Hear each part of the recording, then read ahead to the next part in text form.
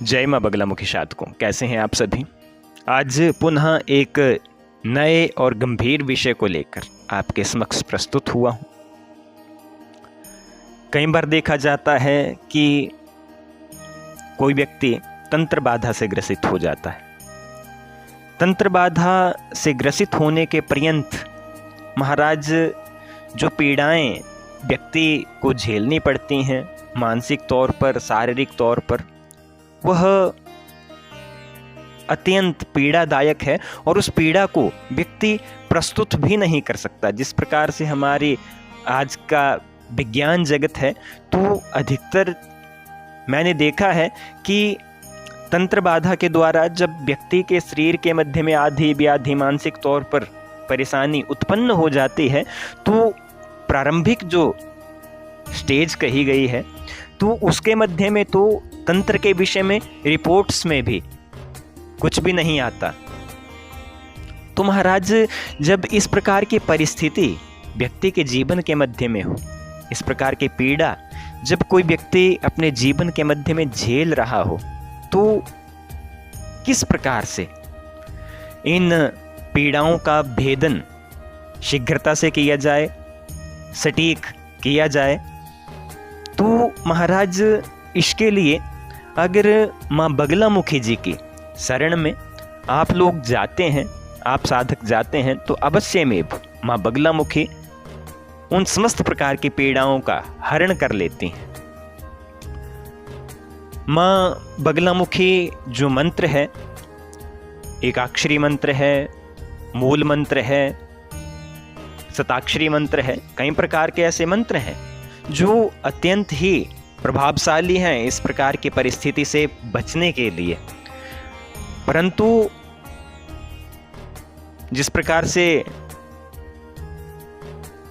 मूल मंत्र है, एकाक्षरी मंत्र है, शताक्षरी मंत्र है, जप भी उतना ही अधिक है। एवं जिस तांत्रिक ने उस कृत्य को आपके ऊपर किया है, अगर उसका तप आपके तप से अधिक है, तो कई परिस्थितियों में मैंने देखा है कि आपका जप जो है वह प्रभाव नहीं दिखा पाता उस तांत्रिक के प्रयोग के समक्ष। तो ऐसी परिस्थिति में क्या किया जाए कि सटीक जो एक प्रयोग है वह उस पीड़ा के ऊपर, उस पीड़ा के भेदन के लिए किया जाए। तो महाराज, माँ बगलामुखी जी की शरण में जब आप जाते हैं, तो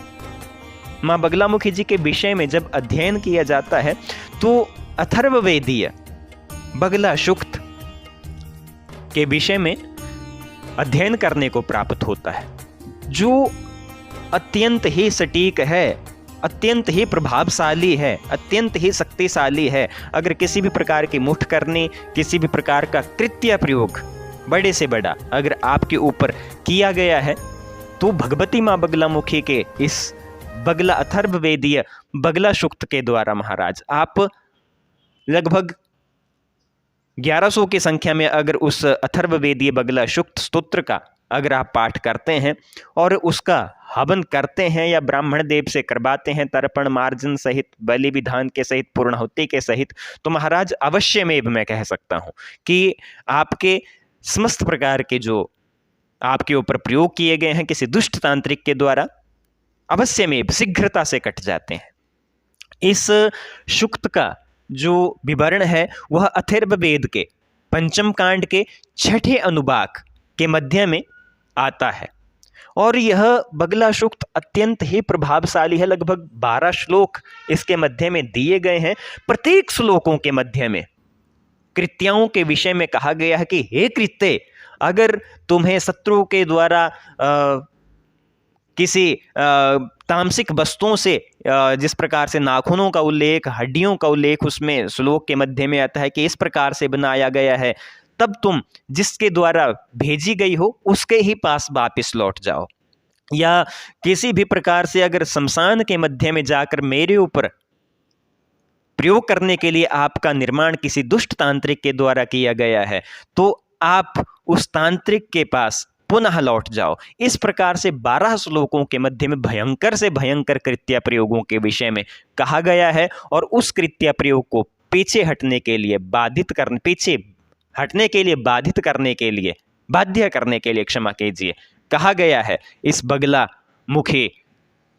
बगला शुक्त स्तोत्र के मध्य में महाराज। अगर आप भी इस प्रकार की पीड़ा झेल रहे हैं तो अवश्य में बगला मुखी शुक्त जो अथर्ववेदीय बगला शुक्त है महाराज, उसके विषय में जानिए, उसका स्तोत्र पाठ कीजिए, किसी योग्य साधक से उसके विषय में परामर्श लीजिए। अवश्य में मैं कह सकता हूं साधकों कि अगर आप बगलामुखी शुक्त स्तोत्र का पाठ करेंगे तो अवश्य में समस्त प्रकार की पीड़ाएं आपके क्षण मात्र में मां बगलामुखी हर लेंगी। आप अपनी साधना के मध्य में इस प्रयोग को अवश्य कीजिएगा। मेरी यह वीडियो आपको कैसी लगी अवश्य बताइएगा आप कमेंट्स के माध्यम से। तब तक के लिए जय मां बगलामुखी, जय मां पीतांबरा साधकों।